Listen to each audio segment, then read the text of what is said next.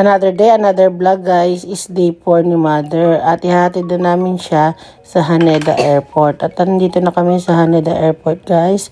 Hinatid na namin siya ng aking asawa na si Papa. Tapos yung dalawang bata, pinasok na muna namin sila sa school. At nandito na kami sa airport, ihatid na namin siya. Kagabi pa nagpagpaalam yung dalawang bata kay Queen Mother. Tapos ayan, hinahanap namin kung saan siya mag-check-in. Natid na namin siya guys. At yung dalawang bata nasa school eh. Hindi naman sila pwede mag-absent kasi meron silang activity na gagawin ngayon. Lalo na si Ali kasi grade 1 na sila.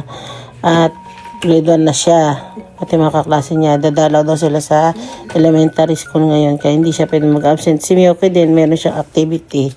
Kaya pinasyal muna namin siya dito sa taas. Sa Haneda Airport. Kumain muna kami sa restaurant at nag-picture-picture kami kay Mother bago siya mag-check-in guys. Buong restaurant dyan. May ibang restaurant dyan sa loob.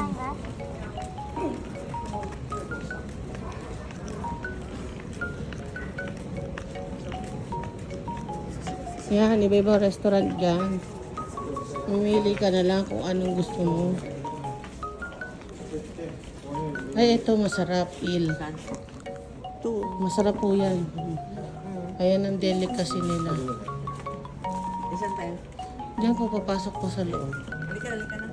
Yan, videohan ko po.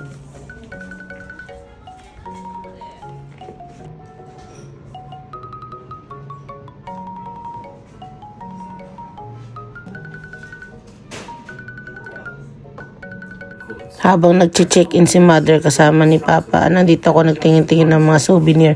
Maraming mga souvenir dito sa airport, singing above ang price. Tapos ito, nag-check-in na si Mother ng bagahe niya at naka-wheelchair siya.